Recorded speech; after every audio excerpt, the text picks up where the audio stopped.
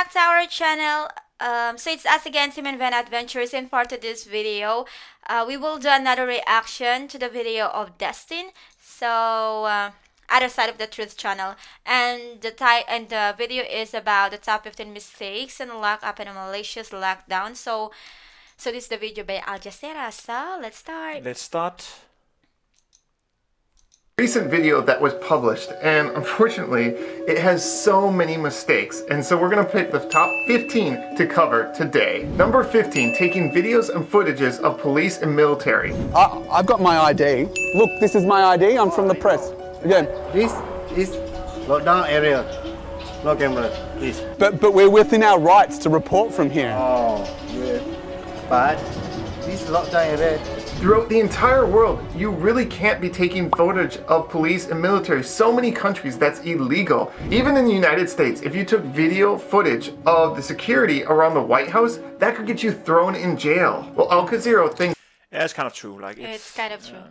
that because they're reporters, they're above everybody else. Number 14, complaining that they weren't allowed into high-risk areas of COVID-19. We're not allowed inside these fenced-off areas. Now, I don't know if they don't realize how COVID-19 works. It spreads pretty easily. Yes. And so if they were able to go into an area that was high risk, they could easily pick up COVID-19, especially when you look at the video footage and realize that lots of times they weren't wearing a mask, or they only were wearing a mask. I mean, look at how many doctors who were completely prepared, had tons of protection, picked up COVID-19. Number 13. I think that it's kind of a challenge here, right? Because of course, like our freedoms is being very limited at the moment by all these measures, right? So it is kind of a balance, right? And I don't know where to strike that balance between like freedom and restriction. Yep. Personally, I don't know, and it feels sometimes like when you're walking outside and everyone wearing the mask, you can't do anything. That feels restricting. But you also have to think about like a country like New Zealand where they seem to have stopped the spread because of these kind of restrictions like this. So I'm on the fence. I don't really know. I mean, let me interrupt him first. So before we continue this video, we want you guys to be respectful also and to be mindful about our opinions into this video. Continue. you're so serious. I'm just making you funny, guys. I think it's because the reason why Vena's putting it like this, right, is because we used to we're like a casual couple, right? We listen to music and chill, right? We're not used to these kind of like political topics, so yes, a lot of these things we don't really have an opinion about. And I think the thing is for us, we are also immigrants here in Singapore, and we do know like a lot of these topics are very serious. Yes, so let's. And we don't have a solution to all of these. We don't have an opinion about all these. In blocking comments. You need to always allow comments, but in this video they have blocked all comments on YouTube. You need to allow people to be able to point out when you don't do things that are accurate or when you do things really biased.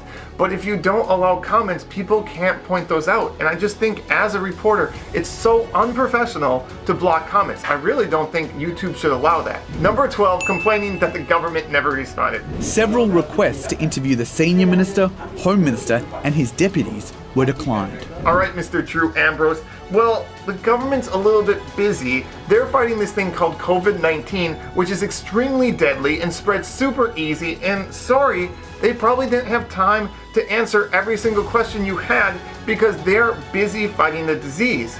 So please, man, get off your high horse. Not everybody can take time out of their life to serve you. Right, dude? Like, have a reality check. Number 11, forgetting how racism works. Is this the practical reality of dealing with a pandemic? Or is it racism? Okay, if you're not aware, racism was mentioned multiple times in the video. How racism works is where you judge a group of people based on their skin color. And in this instance, it would be people of Indian descent or people that look Indian. And if you're not aware, there are multiple Malaysians, actually over 7% of Malaysians are of Indian descent. They look exactly like migrant workers that are both legal and illegal. So if the Malaysian government was racist, they would be targeting anybody that looked Indian, Bangladeshi, or Pakistani. But the Malaysian government specifically was doing things for illegal immigrants. And anyone that was of Indian descent that was Malaysian, they were fine. Okay, so Yeah, I think I kind of agree with him with some of the stuff he's saying here.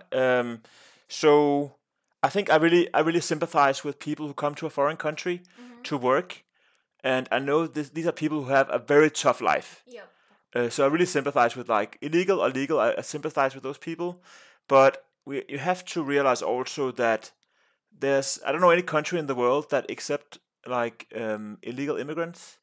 I think most of the country. Yeah. Illegal workers are like immigrants. Yeah, they say that, but they have very few rights, right?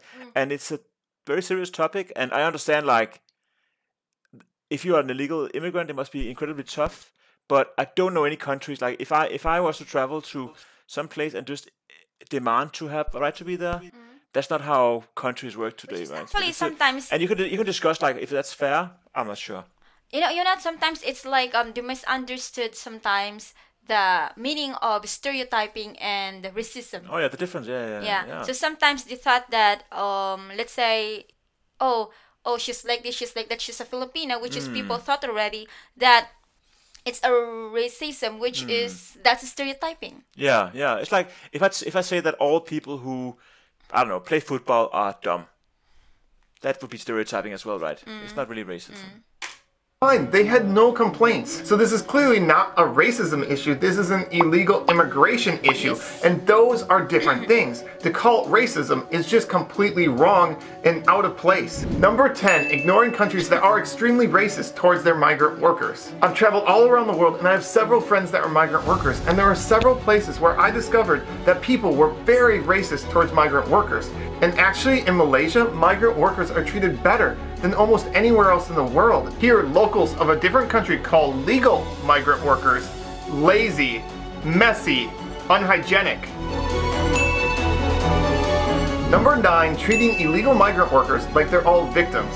Illegal migrant workers have specifically not obeyed the law and are working illegally. Even in your own video, you have a human rights lawyer, somebody that really supports undocumented and illegal migrant workers. And she points out that this illegal migrant worker didn't do anything and that she can't really support him because he put in no effort to try to be legal. Okay, did he attempt to go to the Labor Department to file a case against his employer? And throughout this video, you often show that they are victims when they could have just put in some effort to make sure that they obeyed the law and got a working visa. Number 8, saying the jobs that in all country, of course, we need the working visa. Yeah, it's true. I mean, it is true. But and I think It's the one that you told us. I think it's this is kind of just because something is true. It's tough, right? Because I'm sure these people are in a tough spot, right? If you're like an illegal immigrant, of course you're like in an incredibly tough spot, but it's a really, really brutal situation, right? Because of the spread of the COVID, and they want to make sure that they know people are in the country. It's a very brutal situation, and I don't think there's a right answer here necessarily, because if you're like an illegal immigrant and the government want to make sure they understand like who's in the country, that's also fair, right? Yeah. But it doesn't mean that it's an easy situation, right? So yeah, I think I'm on the fence. It's a tough one, right? workers are working, Malaysians don't want to work. And it's probably true. There are several jobs that Malaysians would prefer that migrant workers did. But in the video, you show how there used to be 60 jobs at the market that migrant workers worked. And when they set out applications, they had over 500 Malaysians apply for that job. So clearly, in this job, Malaysians wanted to work it, but their jobs were taken by migrant workers. Mohammed ran a recruitment drive to replace the foreign workers with locals. 500 Malaysians applied for just 60 positions. Number 7, never acknowledging that illegal migrant workers put the entire country at huge risk for COVID-19. See, illegal migrant workers are working illegally. It's in the name. And because they're working illegally, they're not registered. The government doesn't even know if they're probably in the country or where they live or who they work for, and there's no way to track them. And so with COVID, it's so important to track and trace everybody that gets COVID. Yeah. For example, look at what China did and what Taiwan did and what South Korea did and Japan. All these countries that were extremely good at fighting COVID-19 were able to track everybody in their country and who had it and who didn't. But when you have 4 million illegal immigrants and there's no way to trace them, you're putting your entire country at huge risk. And putting this in the video is so important because then people can kind of understand why the Malaysian government might be trying to figure out who's illegal in Malaysia because it affects the safety of all Malaysians. Perfect. Number 6, acting like city. Yeah, you know, at this point, right? It makes sense what you're saying, right? That you need to know who's in the country, right? It does make sense. What do you think? It makes sense for me. Yeah. As what we're always doing every time we like go somewhere. We need because here in Singapore we have to do the QR code. Every shop, even you're already inside the mall, every shop you need to have the QR code. That's how they track people. Yeah. Because now, of course, they need to be strict. They need to be strict in, especially this pandemic. They need to closely monitor who are those people live into the country so that they can, you know, they know or they can track them. Yeah, I think the challenge I have with it, right, is that I understand that, like, from the pandemic viewpoint there, right? But what I'm thinking about is also, like, personal freedom, right? And I do miss, don't you miss the time when you could just go outside without mask, without having to check in, Of right? course, I miss that. Yeah. But of course, just to be safe, Yeah. we will just stay at home, or we will just wear our mask, or like you need to be careful and stay safe as well, even you're outside. Yeah, I totally get that point. I totally get that point. There's just something about, like, being tracked everywhere that's it can be a bit frustrating, or like, sometimes I just miss those good old days. You remember the good old days where you didn't have to wear a mask, Yeah. where you didn't have to check in to get into a mall. Yeah. Actually, in the mall, they really closely monitored us because sometimes we forgot to do the QR code, then we need to go back. Yeah, I'm also closely monitoring my wife. It's more about the money she's spending on shoes I'm monitoring. Sitting in the sun and getting questioned about if you're legally working in Malaysia. Hey, I'm not spending a lot. I'm just kidding. Not too much. Is like the worst thing in the world. He says his whole family, including his son and daughter, were handcuffed and chained together with other children and the elderly under the hot sun. They were only released hours later after authorities verified their documents. All right now COVID-19 is happening. There are so many children around the world that are losing parents to COVID-19 and are going to be raised without their father or mother. And you are upset that a daughter had to sit out in the sun? I mean, if this is the worst thing that happens in your COVID-19 experience, you are very blessed because so many people around the world would give anything to be able to sit out in the sun a few hours and know that their country is safe. Number 5, forgetting. I think, you know, I agree with a lot of the stuff that Dustin is saying, but I don't really agree with on this one. Like, I do think that if you arrest someone, or like you want to talk to the authorities, want to talk to someone, don't have them sit outside in the sun, right? Don't handcuff children. If that is true, I don't know if it's true. Didn't have it. But if it is, then of course that's not okay. And it doesn't have to do with Malaysia. It's for all countries, right? I think don't handcuff children. I'm not sure that this happened here, but if it did, then you shouldn't do that.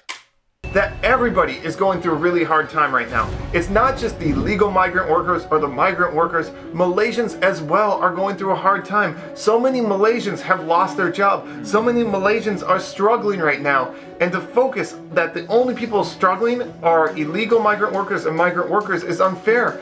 Everybody is going through a hard time. Number 4, being very misleading and not always honest. For example, handcuffing children. I really don't think this happened. Do you have any footage? Do you have any proof? Do you have anything more than 1 or 2 people saying it happened? And regardless, if children are handcuffed, I mean, it's not the end of the day. It doesn't hurt them. Oh, big deal. I mean, I disagree to that one. Yeah, of course. Like, to me, it is a big deal if children are handcuffed. I mean, I hope we all agree on that. Hope guys you agree on that because I think in Asia we never allow that. But I do think that I agree with him on misleading media, because sometimes, like, journalists, they look for a story and then they only look for the thing that confirms their story. And I'm not sure that this has happened. I agree with him. I have a hard time believing this happened, and if it happened, it might be a single incident, but that still doesn't make it right. So I hope we all agree, like, that handcuffing children is not okay. That shouldn't be controversial. No. But I think one thing I like about Dustin is that he is pointing the finger at how misleading the media can be. Yeah. and they can paint a very false narrative. And all stories have great zones, right? It's not the truth is never black and white. Deal. I mean, come on. I'm a dentist. I have to treat kids' teeth all the Dustin is a dentist. No, we will just. Maybe we can get a discount. time. That's way worse and way more painful than getting handcuffed. But I do it because it's for the good of the kid overall. So just because something's inconvenient or unpleasant, not everybody lives in a fairy tale land, but regardless, I think that was pretty inaccurate. You also use multiple selective examples. You purposely pick stories and try to show things that made Malaysia look bad. I mean, you look at the end of the video, you purposely pick a mother with a child. Come on, that was set up. You didn't pick a 50-year-old man, you picked a mother with a child. Many Malaysians, especially doctors and nurses, have risked their lives treating COVID-19 positive patients. Yeah, I think I don't really. This is Al Jazeera story, right? I don't really understand why why Malaysia was the case. I'm sure there's so many countries in the world where this was been much worse, because this entire COVID situation is so brutal, right? And I'm sure that bad things are happening in Malaysia, bad things are happening all over the world. All over the world. It's not only in Malaysia. And I think, Al Jazeera is from the country of Qatar. And go and Google foreign workers, human rights in Qatar, and see what you'll find. It's quite bad there. So I feel that no country is perfect, right? And I'm sure that Malaysia did some mistakes, but they also handled it very well in other regards. So yeah. That were illegal immigrants. These illegal immigrants got free care, free food, free clothing, free toiletries, and everything was provided to them. And this makes you wonder how many other things were inaccurate in this video. Number 3, mixing up legal and illegal migrant workers. Hey, listen to this. And anti-immigration Facebook groups have been telling illegal migrants to go home. Did you catch it? One word changes the entire structure of the sentence, and that's how media can be very misleading. He says, anti-immigration Facebook group, but the page he's showing is an anti-illegal immigration Facebook group. Yeah, I really like this kind. Hey, Dustin, I think it's spot on, right? Wow. And I kind of like this kind of media deconstruction, where you take the media and kind of pick it apart. I think, it's just true, right? Dustin is right here. And there's a big difference between anti-immigration and anti-illegal immigration. 101 East investigates why so many foreigners are being locked up in Malaysia's lockdown. Even in the intro summary, you got it wrong. You're not investigating foreigners, all foreigners. No, you're investigating illegal foreigners. You need to say the word illegal. Number 2, completely not understanding how you fight COVID-19. Authorities have been carrying out military-style operations across the capital, Kuala Lumpur. COVID-19 is a time where you need to be strict. You can't allow people moving all around. You need to be very, very strict, because if one person with COVID-19 moves and goes about, they can easily spread it to so many more people. And so COVID-19 is a time that you need to have a military-style lockdown, because that's the only thing that works. It worked in Taiwan, it worked in Hong Kong, it worked in China, it worked in South Korea, and it also worked in Malaysia. And in this video, you make it sound like a military-style lockdown is a bad thing. No, that is an amazingly good thing. And the USA and many other countries in the Americas have not done that, and look at the results. Wouldn't you rather have a little bit of a military-style lockdown and save thousands of lives? I think most people would be in favor of that. Yeah, actually I would like our viewers to report back, who's living in Malaysia. How bad is the lockdown? Is it like a military-style lockdown? Because here in Singapore, I wouldn't say we have like a military-style lockdown. So I wonder how true this even is. In the Philippines, they say that it's like kinda, what word is that again? Martial law? Martial law, yeah. They're talking about that word in the Philippines, which is, it's for their own good. Yeah. They're Is it like soldiers on the streets and stuff? No, don't have. No, yeah. It's just that in all over the country, all over the world, we need to stay at home because of the pandemic. So that's how it is. But, some people probably want to go out, which is, we just need to be safe. That's it. Yeah. Which is, yes, in the Philippines, they're saying that Duterte is like this, Duterte is like that, which is, Duterte is, like a father in the Philippines, which is, he just want only the Filipinos to be safe. And we're not saying, we know that no one is perfect. The politicians comes in different flavors, right? Yeah, and, yeah. And actually, we don't really, to be honest, right? We don't really have a firm opinion about like some of these things because it's like a brutal situation, right? And Yeah. what can you do, right? Number one, never saying the good things about Malaysia. Malaysia is an incredible success story. I would recommend you check out this video or this video. Trust me, they're well done and the person that made them is pretty cool. Anyway, regardless, Malaysia did such an amazing job. I mean, it was amazing to see how people from all different backgrounds, famous and average citizens, all came together for the good of Malaysia. A good job on the volunteering. I mean, all the individuals who stepped up. I mean, it seems like there was a lot of camaraderie and a lot of coming together, and that is very to be applauded. That's up. Yeah, that's great, right? And I think that's really important to talk about in this video when you're going to be talking about COVID-19. And that was completely ignored and completely wrong to ignore that in making this video. So those were my top 15 things that were mistakes in Malaysia's lockdown video. Did I miss anything? Let me know in the comments. And don't worry, I will keep comments on. And on a personal note, I'm just really, I guess, disappointed that a major media source would basically make things that were very biased, very inaccurate, and not do the proper research, and not even really understand how COVID-19 works, because many of the things that actually help prevent COVID-19, they said were wrong. And if you look at the data and results, obviously it's working in Malaysia and it's working in other Asian countries. And so at a time when people are really suffering and dying, you shouldn't be picking out because some people had to sit out in the sun or were uncomfortable. Let's look at the bigger results. Lives were saved, and if a few people had to be uncomfortable to save a few lives, I think it was definitely worth it.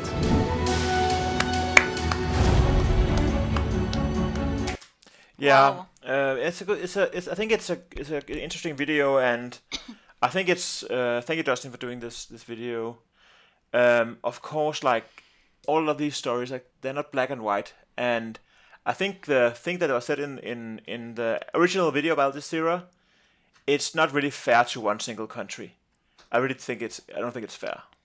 Of course, it's unfair because it seems like they focus too much into Malaysia, which is, for me, they did a great job. It's not like because we have a lot of viewers from Malaysia, which is those viewers of ours is they really telling in the comment section how Malaysia is good. So